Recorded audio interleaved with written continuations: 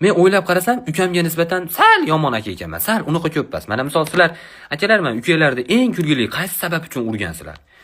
Men profilaktik ishlar yuzasidan deb ham uraveramanda, tushunyapsizlarmi? Menga aqlli uka kerak emas ekan, bunday o'ylab qarasam. Chunki aqlli odam bitta qilgan xatosini kaltaygandan keyin qaytarib qilmaydi.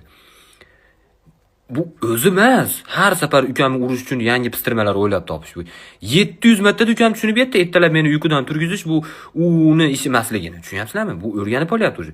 Aqlli uka kerak emas deganim sababi, menga shunaqa uka kerakki, aka, men iPhone 10 ga to'g'layapman deyish kerak, lekin ushab ko'rishni nazarda tutish kerak-da. U ishlatib ko'rish qachonki men iPhone 23 olganimda.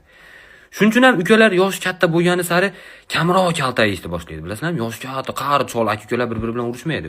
Chunki akalarni kaltagi ta'sirida ukalar odamga aylanish xususiyatiga ega.